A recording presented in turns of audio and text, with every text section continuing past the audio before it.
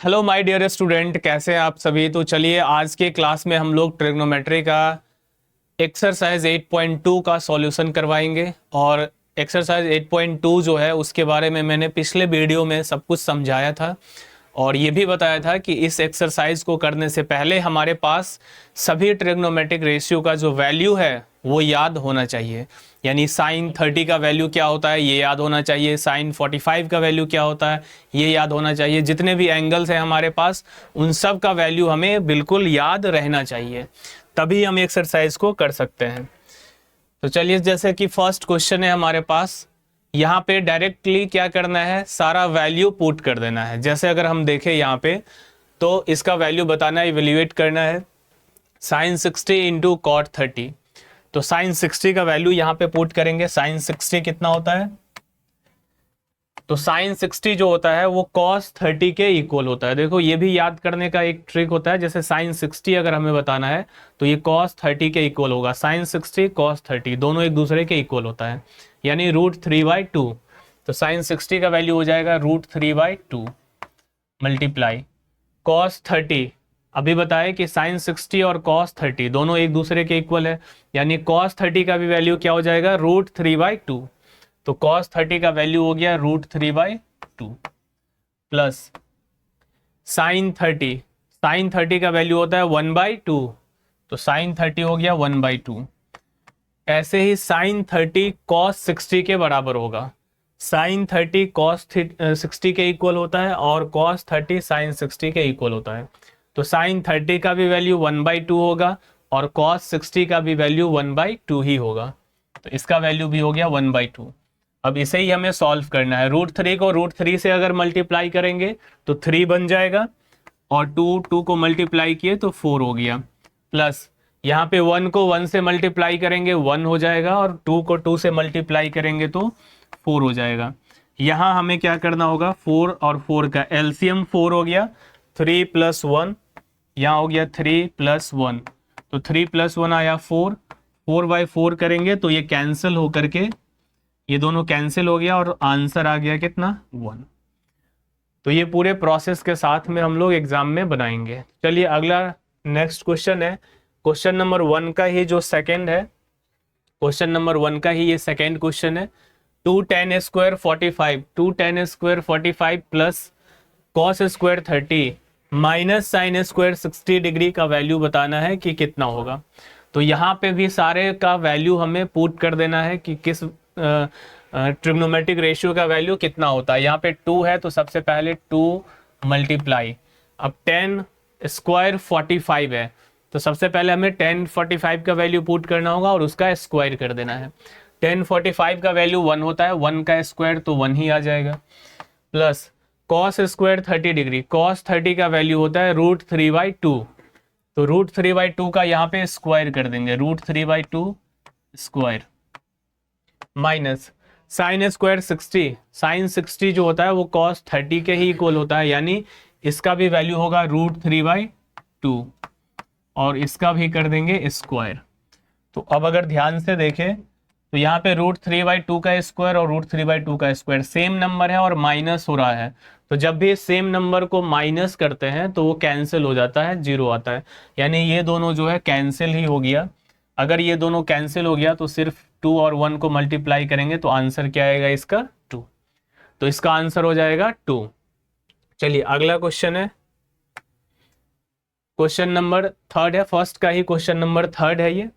cos 45 by sec 30 plus cosec 30, एक एक करके यहाँ पे वैल्यू पुट करेंगे। cos 45 की अगर बात करें तो cos 45 की जो वैल्यू होती है वो होती है 1/√2, cos 45 की वैल्यू 1/√2, 1/√2 बाई sec 30, sec 30 किसका रेसिप्रोकल है, cos 30 का, cos 30 होता है √3/2, तो sec हो जाएगा 2/√3, तो sec 30 का वैल्यू हो गया 2/√3। इसके बाद है प्लस, फिर आ जाओ यहाँ cosec 30, cosec 30 जो होगा वो sin 30 के रेसिप्रोकल होता है, तो sin 30 का वैल्यू कितना होता है, sin 30 होता है 1/2, तो cosec 30 क्या हो जाएगा 2/1 यानी कि 2। अब इसे हमें सिंप्लीफाई कर देना है। तो ऊपर में तो नंबर ऐसे ही रहेगा 1/√2, नीचे वाले नंबर का एलसीएम ले लेंगे। यहाँ सोचो 1 है तो √3 और 1 का एलसीएम कितना आया, √3। तो √3 से √3 को डिवाइड करेंगे, एक बार में कटेगा, 1 से 2 को मल्टीप्लाई करेंगे तो 2 आ गया, प्लस ये √3 बार में कटेगा, 2 को √3 से जब मल्टीप्लाई करेंगे तो 2√3 आएगा।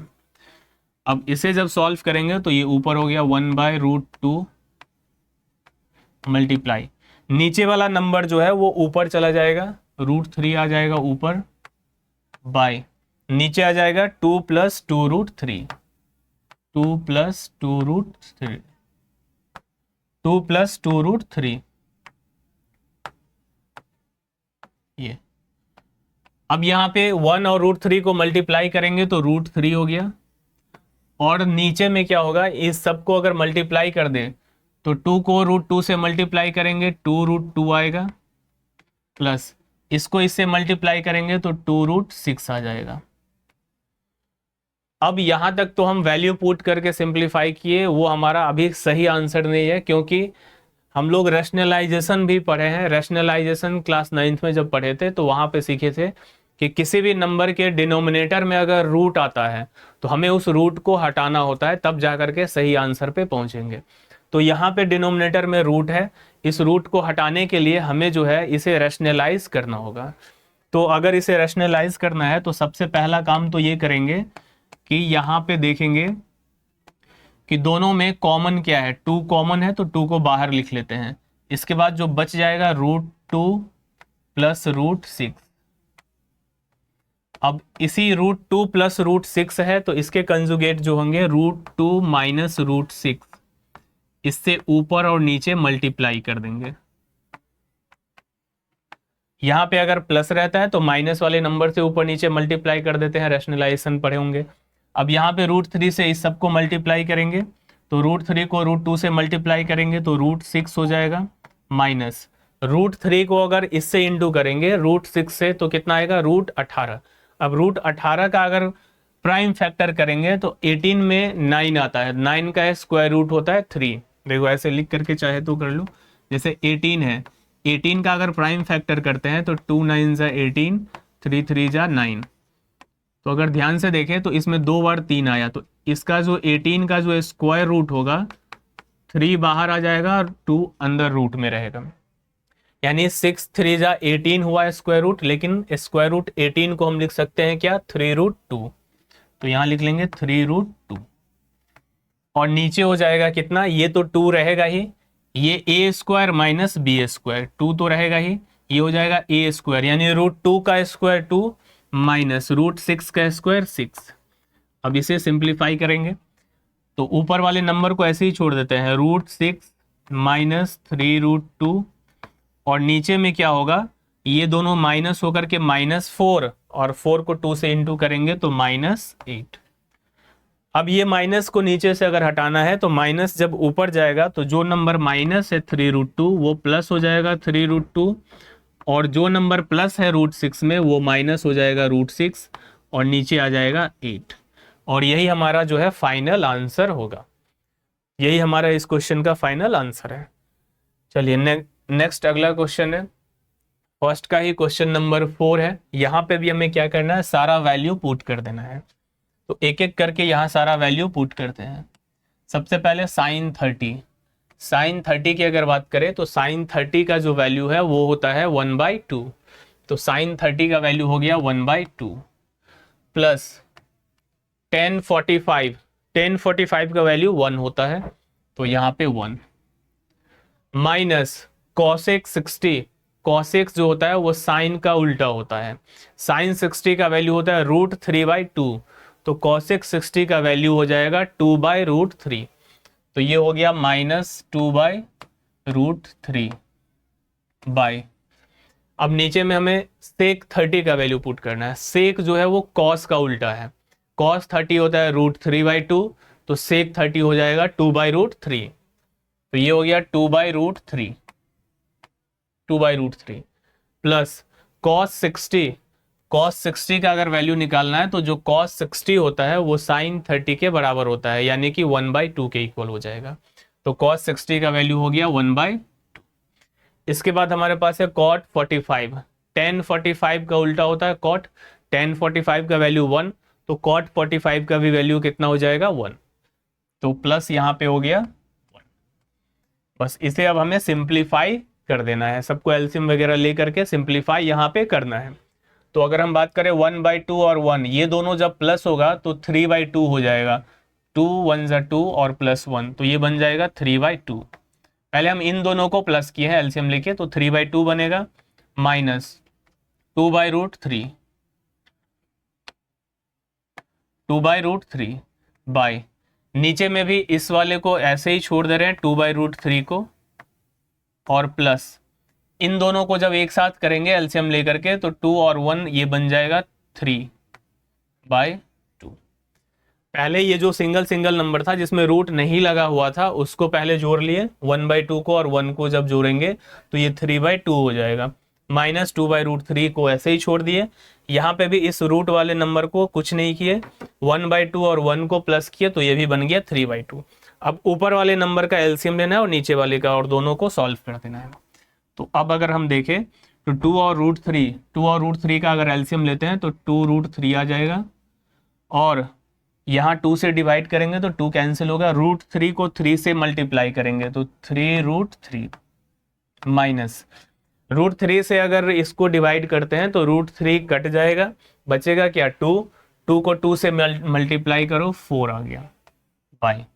नीचे वाले नंबर का भी ऐसे सॉल्व करना है, √3 और 2 दोनों का एलसीएम लेंगे तो दोनों का एलसीएम आ जाएगा 2√3। अब √3 से डिवाइड करेंगे तो √3 कट जाएगा, 2 बचेगा, इस 2 से 2 को मल्टीप्लाई करेंगे 4 आ गया, फिर प्लस देंगे, यहाँ पे 2 से डिवाइड करेंगे 2 कैंसिल होगा, √3 बचेगा, √3 को 3 से मल्टीप्लाई करेंगे तो 3√3 आएगा। ठीक है, यहाँ पे 4 फ्रैक्शन, एक ऊपर ये फ्रैक्शन है और एक नीचे फ्रैक्शन है, तो नीचे वाला जो फ्रैक्शन है वो पलट जाएगा, यानी कि ऊपर में जो हमारा फ्रैक्शन है 3√3 -4/2√3, ये ऐसे ही रहेगा मल्टीप्लाई, नीचे वाला फ्रैक्शन पलटेगा, ये 2√3 जो है ऊपर चला जाएगा 2√3 बाई, और नीचे आ जाएगा 4 + 3√3। अब अगर ध्यान से देखें तो यहाँ पे ये जो नंबर है हमारा 2√3 और 2√3 कैंसिल हो गया। ये कैंसिल होने के बाद अब क्या बच रहा है यहाँ पे, तो 3√3 -4, यहाँ पे बच गया हमारे पास 3√3 -4 बाई, नीचे में क्या बच रहा है 4 + 3√3। इसको चाहे तो ऐसे भी लिख सकते हैं, पहले हम 3√3 लिख दें और +4 लिखते हैं, दोनों में कोई अंतर नहीं है, पहले इसको और इसको बाद में लिख सकते हैं ताकि ऊपर नीचे एक जैसा नंबर दिखे। अब यहाँ पे हमें क्या करना है, फिर से वही काम करना होगा, नीचे में रूट में है तो इसे हमें रैशनलाइज कर देना होगा। अब रैशनलाइज करने के लिए 3√3 +4 है तो हमें मल्टीप्लाई करना होगा किससे, 3√3 -4 से ऊपर और 3√3 -4 से नीचे, ऊपर नीचे मल्टीप्लाई कर दिए। अब ऊपर में देख रहे हैं 3√3 -4, 3√3 -4, एक ही नंबर सेम नंबर 2 बार लिखा गया है, तो जब सेम नंबर 2 बार लिखा होता है तो यहाँ पे होल स्क्वायर हो जाएगा, यानी 3√3 -4 का हो गया होल स्क्वायर, और नीचे में a + b a - b का फॉर्मूला लगाएंगे तो a² - b², तो ये हो जाएगा 3√3 का स्क्वायर -4 का स्क्वायर। अब इसे सॉल्व करेंगे, a - b का होल स्क्वायर करेंगे तो सबसे पहले a² यानी 3√3 का स्क्वायर कितना हो जाएगा, तो सबसे पहले 3 का स्क्वायर करो 9, और √3 का स्क्वायर क्या होगा 3। किसी भी रूट वाले नंबर का जो स्क्वायर होता है वो हमेशा रूट हटा के जो आएगा वही उसका स्क्वायर का वैल्यू होगा, यानी 3 का स्क्वायर 9 हुआ, √3 का स्क्वायर 3 हुआ, तो 9 3 जा हो गया 27, ये हो गया हमारा a² का वैल्यू। प्लस लिखना है b², तो 4 का स्क्वायर करेंगे 16, माइनस लिखना है 2ab, 2 को इसको इनटू करेंगे तो 2 3 जा 6 और 6 4 जा 24, 24√3 हो जाएगा, और नीचे में हमारा फिर से 3√3 का स्क्वायर करेंगे तो 27 ही आएगा, 27 - 4 का स्क्वायर करेंगे 16। अब देखो 27 और 16 ऊपर में जो है ये दोनों प्लस हो जाएगा, प्लस कर लेंगे, 7 और 6 13 हो गया, 2 और 1 3 4, 43 और माइनस यहाँ पे 24√3 और नीचे आ जाएगा 27 में से 16 को माइनस करेंगे तो ये आ जाएगा 11 और यही हमारा जो है इस क्वेश्चन का आंसर हो गया। चलिए नेक्स्ट क्वेश्चन है, फर्स्ट का ही क्वेश्चन नंबर 5 है ये। यहाँ पे भी हमें सबका वैल्यू बस पुट करना है और कैलकुलेशन को सही से करना है। एक एक स्टेप जब कैलकुलेशन करते हैं तो कहीं भी गलती नहीं होती है। तो इस क्वेश्चन की अगर हम बात करें तो यहाँ पे हमारे पास दिया हुआ है 5 cos स्क्वायर 60 डिग्री। तो सबसे पहले यहाँ हम लिखेंगे 5। अब cos 60 का वैल्यू कितना होता है, तो cos 60 का जो वैल्यू होता है वो cos 60 का जो वैल्यू होगा वो हमारा sin 30 के बराबर हो जाएगा और sin 30 का वैल्यू होता है 1/2। तो 1/2 का यहाँ पे स्क्वायर कर देना है क्योंकि cos स्क्वायर है तो 1/2 का करेंगे स्क्वायर, ये हो गया। प्लस इसके बाद है 4 sec स्क्वायर 30 डिग्री, तो 4 लिखे मल्टीप्लाई sec 30 का वैल्यू कितना होता है, तो cos 30 का वैल्यू होता है √3/2, तो sec 30 का वैल्यू हो जाएगा 2/√3, तो sec 30 का वैल्यू होगा 2/√3 और इसका स्क्वायर है तो यहाँ पे स्क्वायर कर दिए, माइनस 10 स्क्वायर 45 डिग्री, 10 45 डिग्री का वैल्यू क्या होता है 1, तो 10 स्क्वायर 45 का वैल्यू क्या हो जाएगा 1 का स्क्वायर कर देंगे। इसके बाद नीचे साइन स्क्वायर 30 डिग्री, साइन 30 का वैल्यू होता है 1/2, तो स्क्वायर लगा हुआ है तो यहाँ पे करेंगे 1/2 का square, plus cos square 30, cos 30 का वैल्यू होता है √3/2, तो कॉस 30 का वैल्यू अगर √3/2 है तो स्क्वायर करने पे हो जाएगा √3/2 का स्क्वायर। सारा वैल्यू जैसे है एज इट इज हमें वैल्यू को पहले पुट कर देना और इसके लिए जरूरी है कि सारे ट्रिग्नोमेट्रिक रेशियो का वैल्यू याद रहना चाहिए, तभी ही इस तरह के क्वेश्चन को आप सॉल्व कर पाएंगे। अब यहाँ पे इसे हमें जो है सिंपल कैलकुलेशन कर देना है, तो सिंपल कैलकुलेशन करने के लिए ये हो जाएगा 1/4 और 5 से जब मल्टीप्लाई करेंगे तो ये बन जाएगा 5/4, प्लस इसे जब सॉल्व करेंगे तो 2 का स्क्वायर 4 हो जाएगा और √3 का स्क्वायर 3 हो जाएगा और 4 4 जा हो जाएगा 16, 16/3 माइनस 1 का स्क्वायर हो गया 1। नीचे अब अगर देखें तो 1/2 का स्क्वायर हो गया 1/4 प्लस √3 का स्क्वायर हो गया 3 और नीचे हो गया 4। इसे अब अगर सॉल्व करते हैं तो ऊपर वाले नंबर में तो सबका एलसीएम लेना होगा। ऊपर में अगर सबका एलसीएम लेते हैं तो 4 और 3 का एलसीएम हो जाएगा 12, 4 3 जा 12, ये एलसीएम हो गया। 4 से 12 को डिवाइड करेंगे 3 टाइम्स लगेगा, 4 3 जा 12, 3 5 जा हो गया 15, प्लस 3 से डिवाइड करेंगे 12 को 4 टाइम्स लगेगा, 3 4 जा 12, 4 से 16 को मल्टीप्लाई कर देंगे 64, माइनस अब यहाँ 1 से तो डायरेक्ट 12 में मल्टीप्लाई हो जाएगा तो ये बन जाएगा 12 बाय।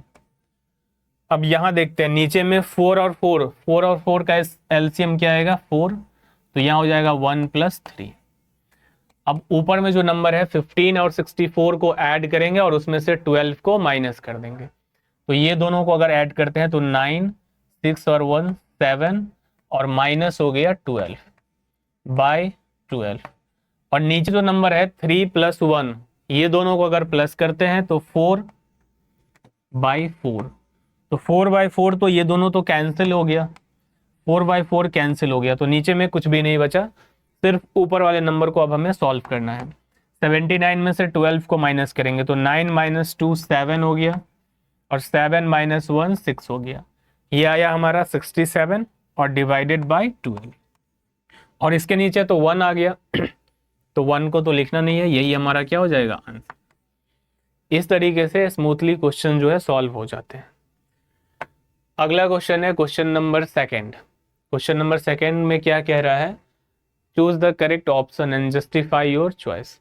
यहाँ पे हमारे पास एक क्वेश्चन दिया हुआ है और इसके 4 ऑप्शन है, बताना है कि इसमें से इसका आंसर कौन सा ऑप्शन है। तो सबसे पहले हमारे पास जो क्वेश्चन है उसे सॉल्व कर लेंगे। क्वेश्चन में क्या है, two tan 30 by 1 plus tan square 30, 1 plus tan square 30। तो यहाँ पे लिखेंगे 2 मल्टीप्लाई टेन 30 डिग्री का वैल्यू होता है 1/√3, तो टेन 30 का वैल्यू लिख दिए 1/√3 बाय, नीचे ये हो गया 1 प्लस टेन स्क्वायर 30, तो टेन 30 का वैल्यू 1/√3, स्क्वायर लगा हुआ है तो यहाँ पे स्क्वायर लगा है तो यहाँ पे स्क्वायर कर देंगे। अब इसे जब सॉल्व करेंगे तो 2 और 1 मल्टीप्लाई होकर के आ गया ये 2 और बाय √3 और बाय नीचे में 1 प्लस ये 1/3 आएगा, 1 प्लस 1/3।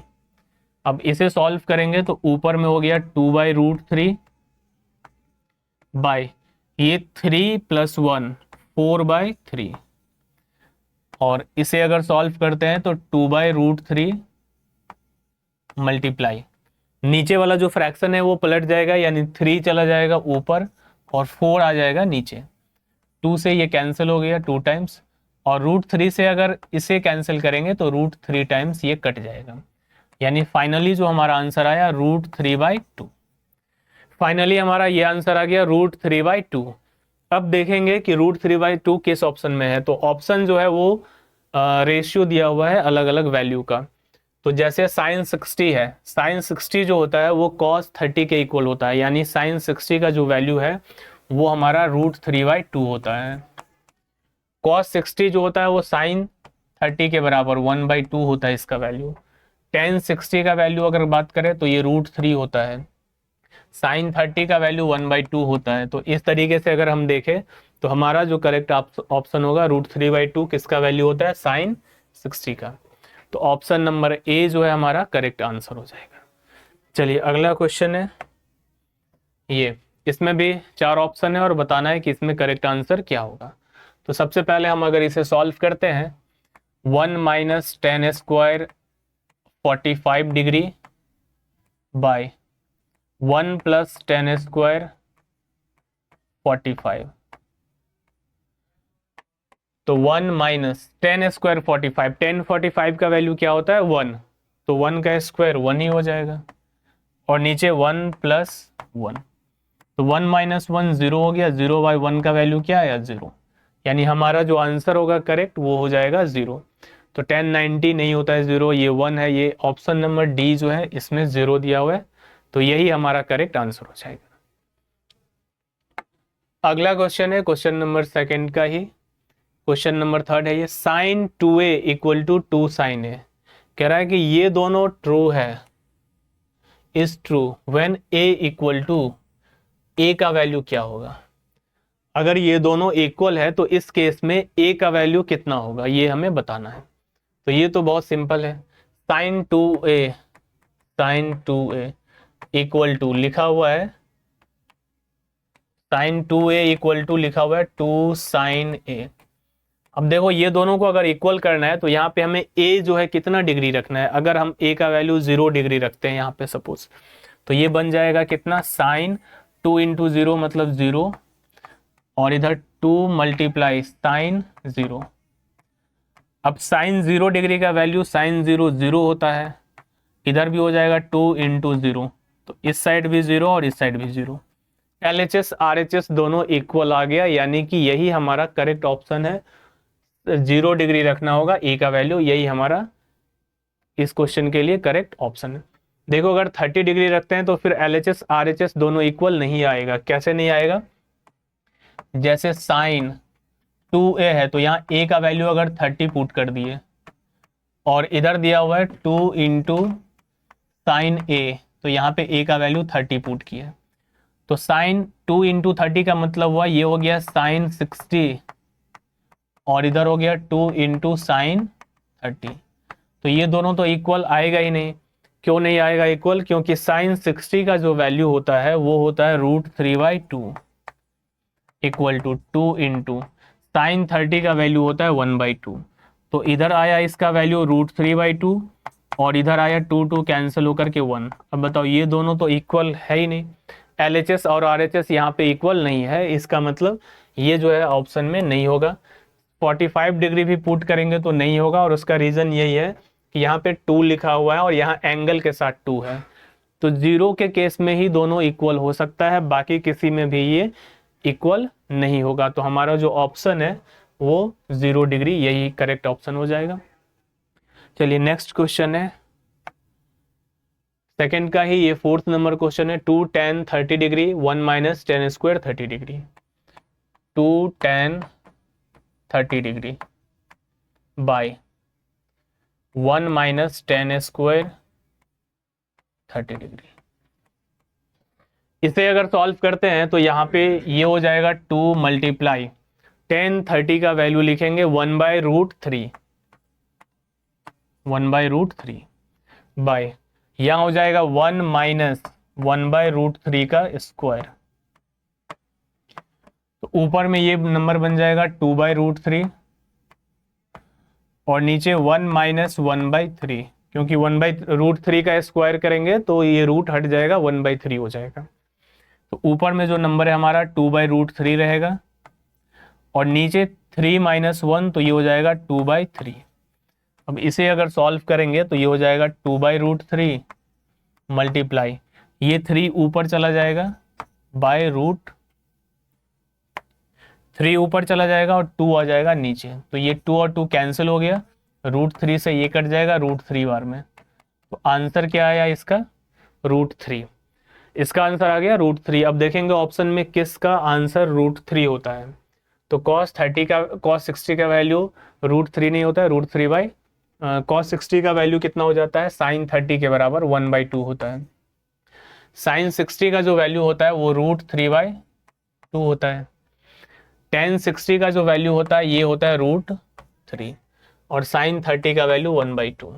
तो हमारा तो आंसर है √3, यानी √3 किसका हो जाएगा? tan 60 का। यही हमारा करेक्ट आंसर हो जाएगा। नेक्स्ट क्वेश्चन है, if tan a plus b equal to √3 and tan a minus b equal to 1/√3, तो बताना है एंगल a और b कितना होगा। और ये जो ब्रैकेट में दिया हुआ है कि a प्लस b का वैल्यू 90 डिग्री से छोटा होगा या 90 के इक्वल हो सकता है और 0 डिग्री से बड़ा रहेगा।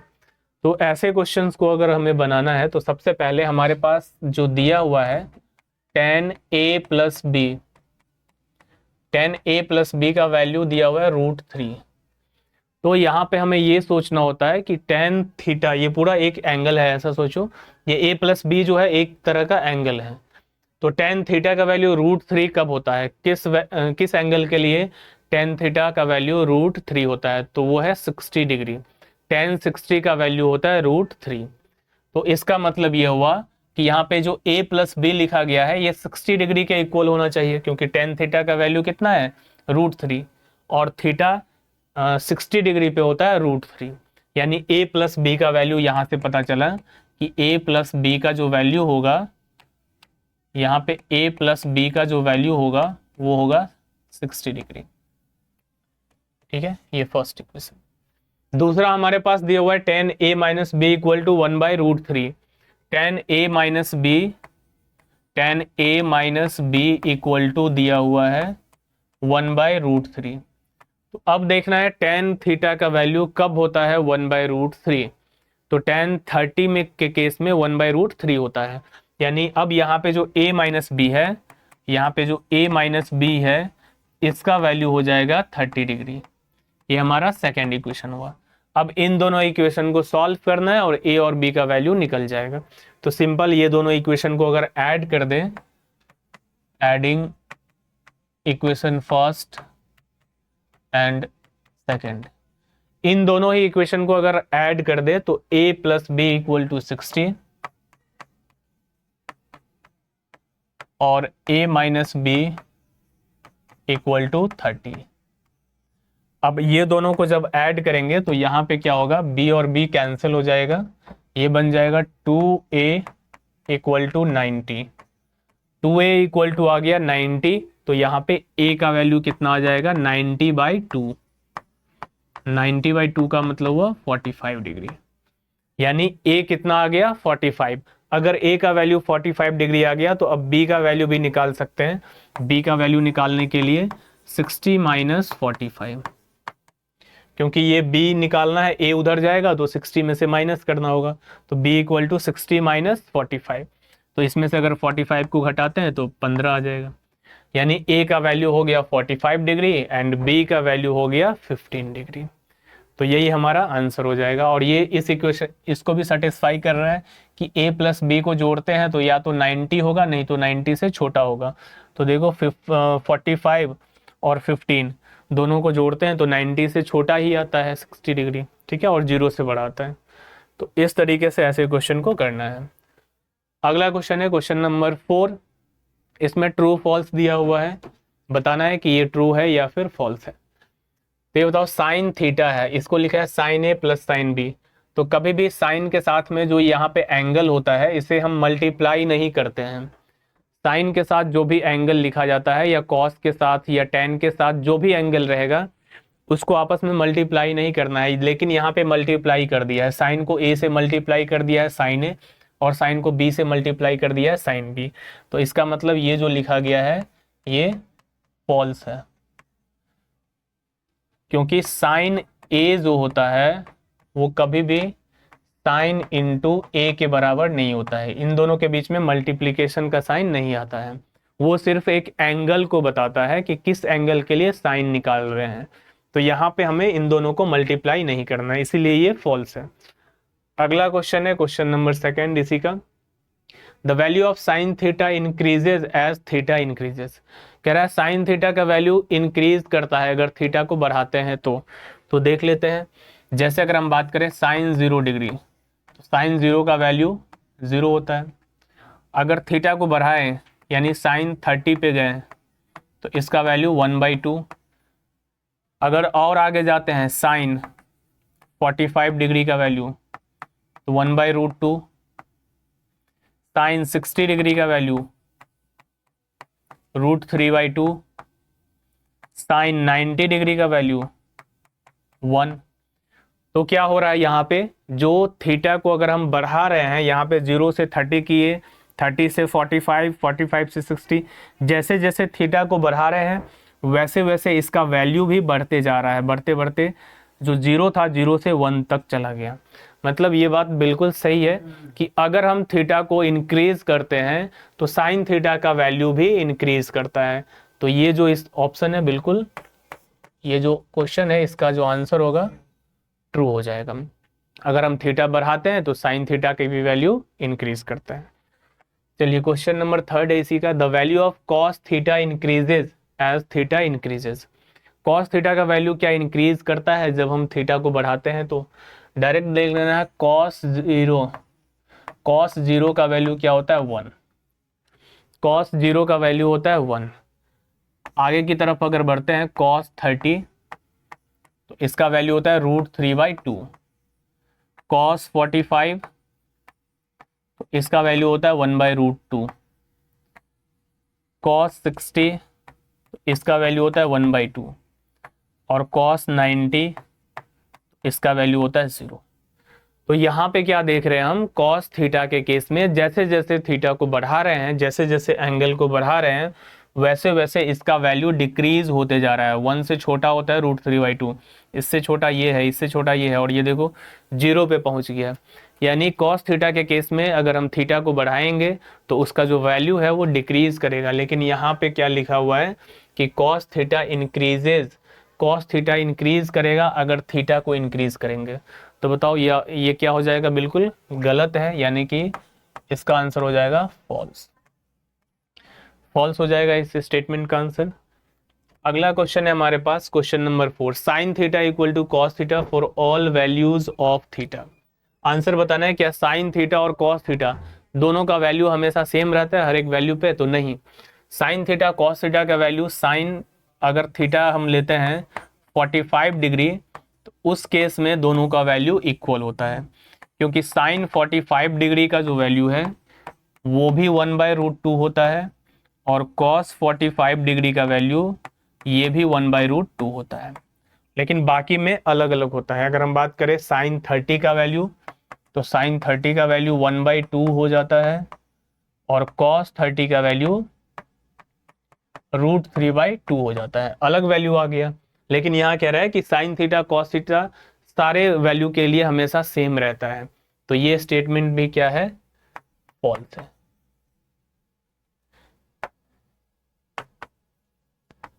ये क्या है, फॉल्स है। चलिए अगला क्वेश्चन है क्वेश्चन नंबर 5, कह रहा है cot a is not defined for angle a equal to 0। Cot a जो है वो उसका आंसर अगर हम a इक्वल टू 0 करते हैं तो नॉट डिफाइन आता है। तो बताना है कॉट ए का वैल्यू अगर हम 0 डिग्री कर दें तो कॉट 0 डिग्री का वैल्यू कितना होता है। कॉट 0 का वैल्यू क्या नॉट डिफाइन होता है।